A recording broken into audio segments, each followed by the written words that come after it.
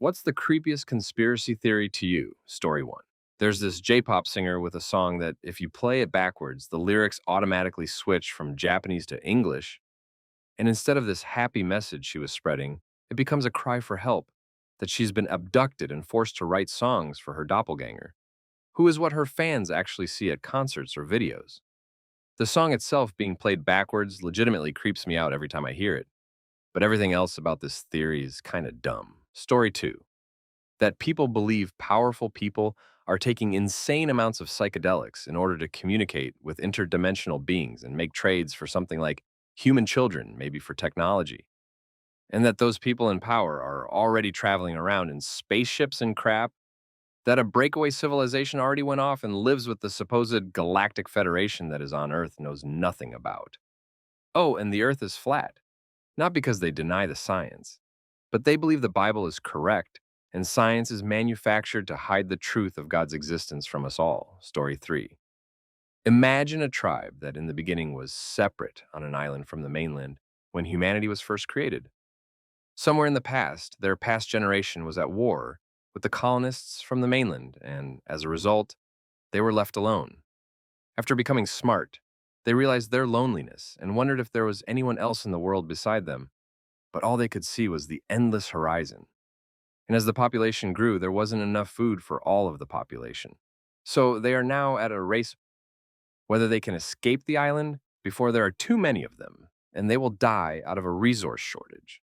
The islanders have put up special devices that generated noise far and wide and built radio observatories so they could search for new extraterrestrial life, so they are not alone in this world. The name of this island is Earth, and its inhabitants are the human tribe. Story 4. Bloodlines of the Illuminati. Book has been updated and republished over and over for the past century. It includes very accurate research about the wealthiest and most powerful families in the world, but the entire premise is that those families got where they are via pacts with demons. How can you be so wrong and so right in the same book? You'd think they'd be doing their meticulous research and think, hey, these families got rich by exploiting people. It all makes sense. But nope, pacts with demons. Story 5, the one about the guy that made a water-powered car and he died. Alternatively, there was one about a guy claiming to have a cure for cancer who died. Although this wouldn't make sense, because Big Pharma could charge up the butt for it anyway. And they could also do the same with preventative care. Spoiler alert, they already do. The cancer thing always gets me. If literally everyone in the world with cancer were coming for your cure, you would essentially end the competition. The notion of hiding it makes no sense. Even if, say, every company in the US were to be in on this conspiracy, somebody would have taken said cure to another company outside the US who would want in on the action. Story 6. Aliens are real. They study us and abduct us. And they've been showing up a lot more recently as of late. More people, I think, are starting to agree, especially since the bombshell 2017 news report. I've been following the UAP and UFO discourse my whole life. I'm only 30, though, so not too long. I love the topic. I try to read every book and watch every interview I can. My favs sources are Ross Coulthart, Gary Nolan, Joggs Valley, Leslie Kane, Robert Hastings, Ralph Blumenthal, and more. My opinion. I have no freaking clue what UAPs are, and I have a feeling the government doesn't either. Some of the abduction testimony is incredibly compelling. John Mack's books, for instance. Some of it is not. The lack of physical evidence is frustrating on the abduction front. Gun to my head, I don't believe abduction is physically happening to these people, as in they aren't physically being taken from their beds into a craft. Instead, they are being mentally provoked somehow, or it's just the result of sleep paralysis, or some similar psychological phenomenon. The most compelling abduction accounts, in my opinion, are from Betty and Barney, Terry Lovelace, Travis Walton, and some of Mac's patients. I'll note that even Mac, late in life, recanted his belief that abduction was really physically happening to these people. Story 7. Pseudo-Hollow Earth, or, as I nicknamed it, Swiss Cheese Earth. This is a big one, so hear me out. The entire planet is crisscrossed with tunnels, natural, caves or not, often caves that are then artificially extended. These are extremely ancient, and their true extent is unknown as they're constantly buried, blocked off, or dug and constructed. I don't know if the network is truly global, as in going under oceans between continents, or not, but it could be. This network is used today for highly confidential transport, either by state or other actors, from moving dangerous stuff around to far more sinister things like trafficking. But what they're also home to are large military or military-like installations, labs, and similar facilities, usually involving super confidential research. The entrances to these are usually in remote, forested areas, but close to proper roads. Cryptids are actually not strange animals or anything such, but either mutated experiments or guards in elaborate suits guarding these entrances. A mix of both, and a lot of the genuine cryptids used to be people anyway. Some are unintelligent and animal-like, but most are very intelligent. Either way, they very zealously guard these entrances. This network is also home to your favorite conspiracy creatures, the Greys, except not aliens, or government experiments. Nope. Human subspecies adapted to subterranean conditions, with their own quite advanced civilization, except in quite a pickle, either via some quirk of natural selection, their own actions, or third-party malignancy. They are sterile and can only reproduce artificially via converting regular people somehow. They struck a deal with governments to get provided with people in exchange for technical goodies, hence the connection to cryptids, unexplained disappearances in areas with caves, etc. Story 8. Do you believe it's possible that humanity will, at some point during our future, be able to create simulations that are as realistic as the real world? If so, it's borderline impossible that you're not living in a simulation. Because if humans will at some point be able to commercially produce simulations that feel as realistic as wildly gestures around this here, there will be millions or billions of them. Ever asked yourself how many Sims save games there are? There's no reason why you should be living in the real world rather than one of those future Sims among games. The chances are literally number of games to one. The prevalence of this idea is based on a subtle but important misunderstanding of the topic. The odds given presume that we exist in a universe where meaningful universe simulation is both possible and sufficiently easy that it is worth doing at a large enough of a scale to provide internal repetition of the pattern. This has a few parts. I'll try to cover them here. Simulating a universe at a useful level is likely to be resource intensive, and so most simulations will only involve a relatively trivial subset of the universe. Example, SimCity simulates a town or two. Simulating within a simulation is also subject to this problem.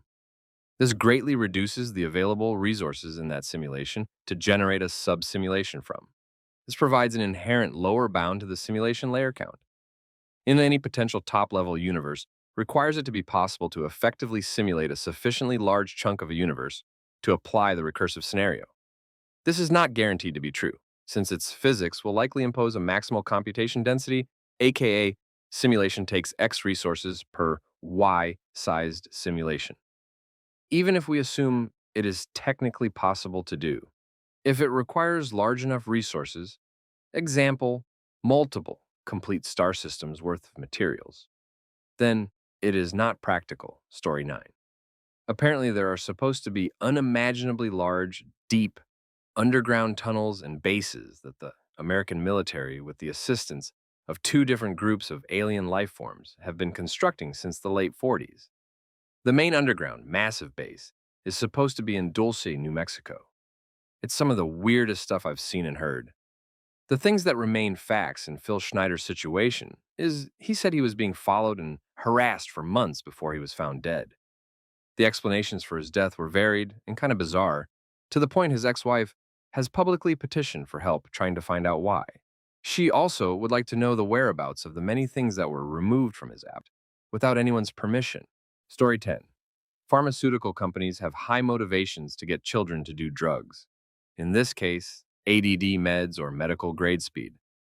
Basically, the medical society, doctors and whatnot, come up with a disease whose symptoms are entirely indicative of normalcy and no way abnormal.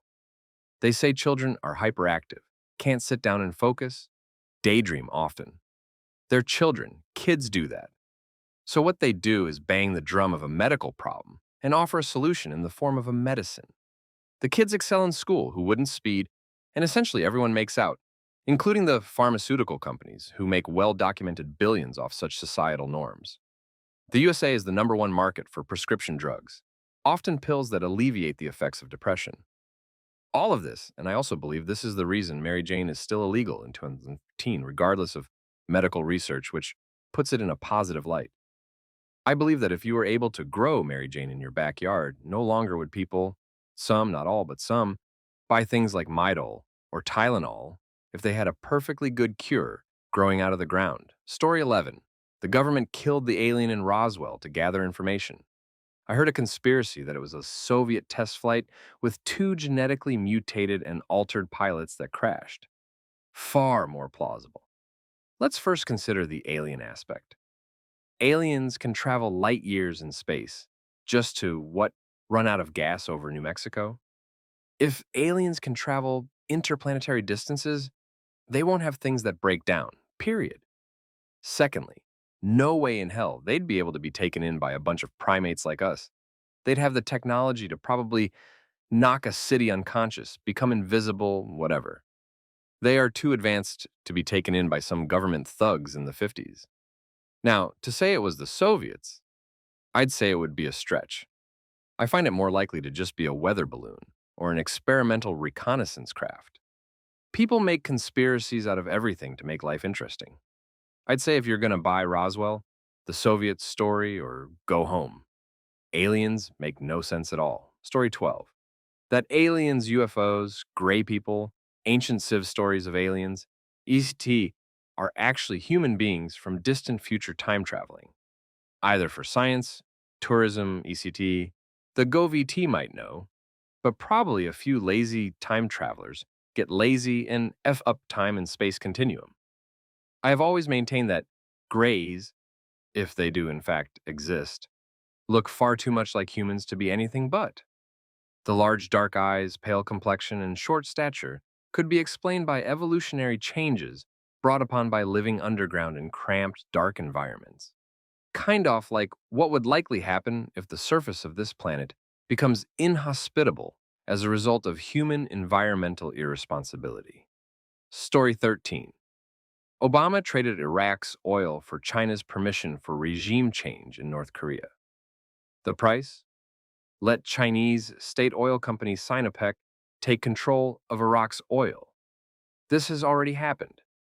It also lets Obama avoid being tarnished politically as the POTUS, who officially made the Iraq War a war for oil, North Korea.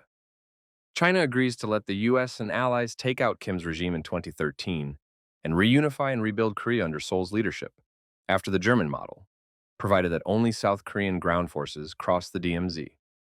China may also be pushing for all US troops to leave Korea within a specified time after reunification, but Obama is unlikely to agree to less than 20 years.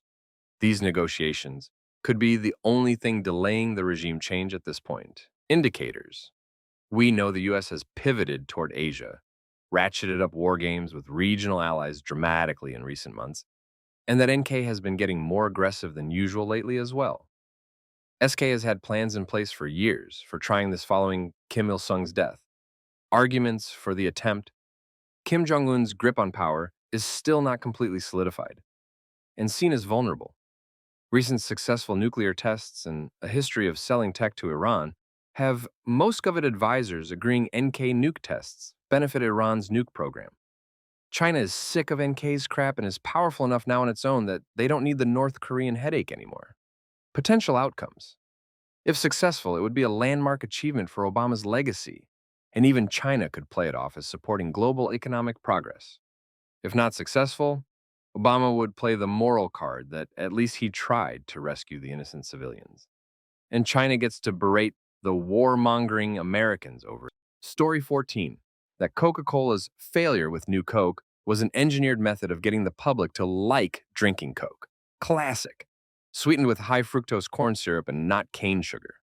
That the government's borrowing of the entire Social Security Trust Fund was a calculated method of making SS payments out of the government's daily revenues, and thus an easier target for attack by politicians. Story 15.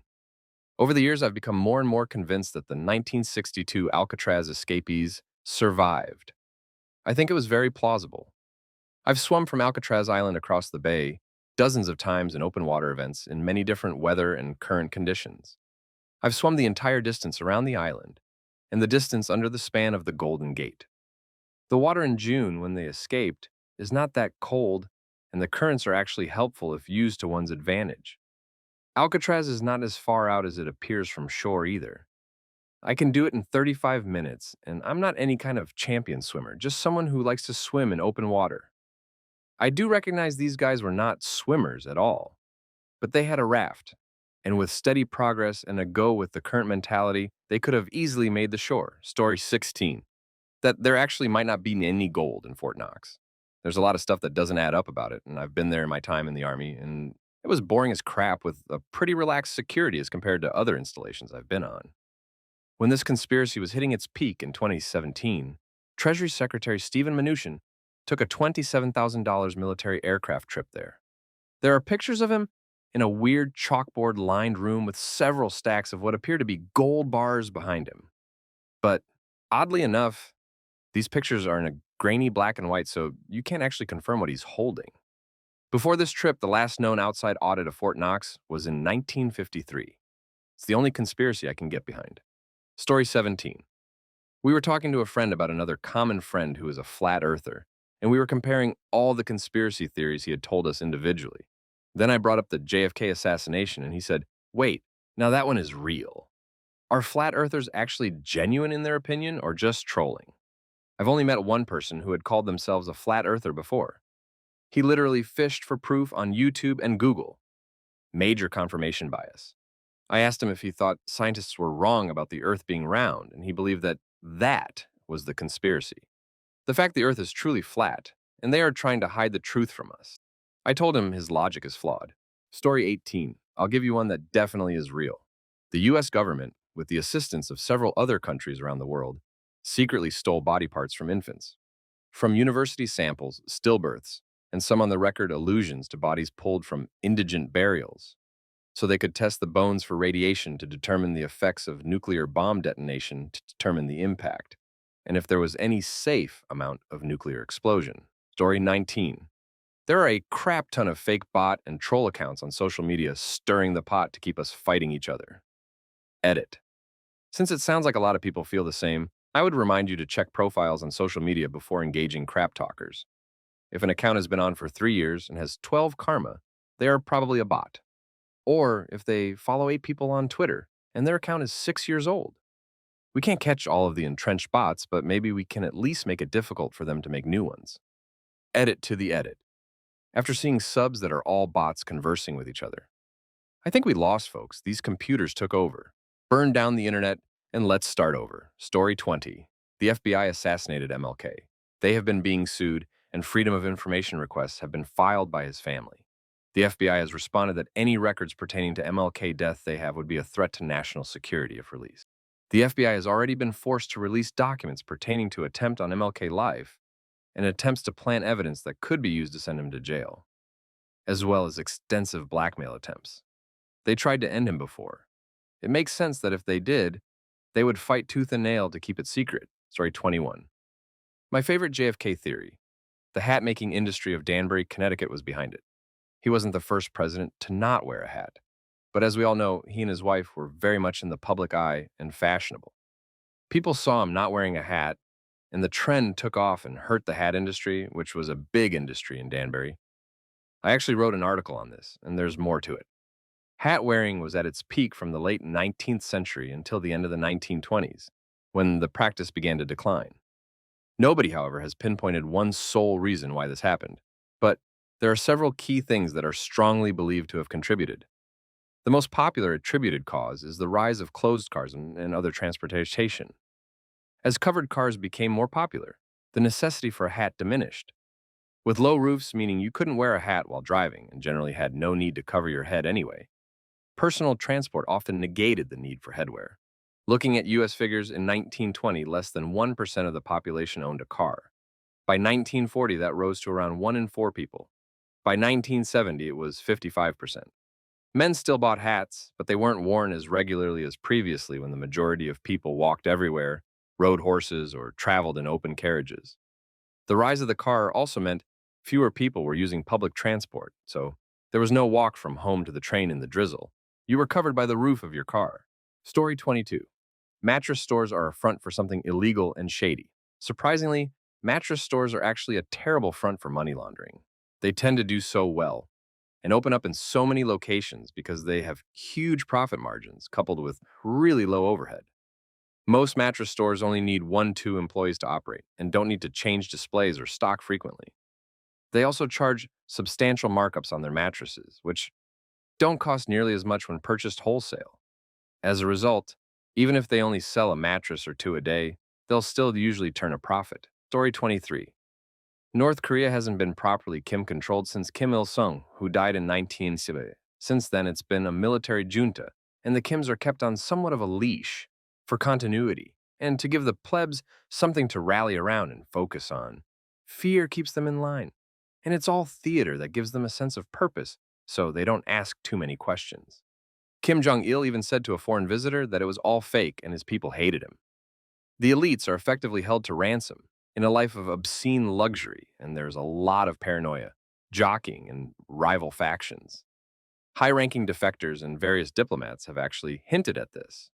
It's also well known that the top military ranks know their situation is a joke and that they would get squashed by anyone they went to war with. It's just yet another way of rallying the population around a cause and keeping them on their toes. Story 24. Atlantis was real. It was located in northwest Africa at a place now known as the Rishat structure.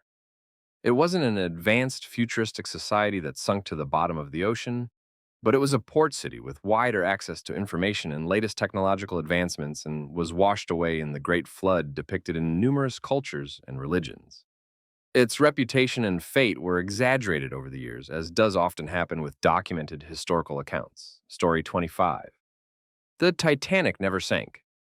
The Olympic sister ship hit a Navy carrier and was found at fault, causing the White Star Line thousands in damages. This was proven by records.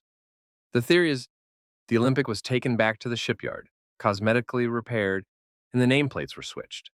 Then she sailed under the name Titanic and was sunk on purpose for the insurance money. There was never supposed to be a loss of life, as there were 3 rescue vessels around the area she had sunk, proven fact. Though all 3 underwent a problem that contributed to them not reaching or communicating with the Titanic in time that fateful night.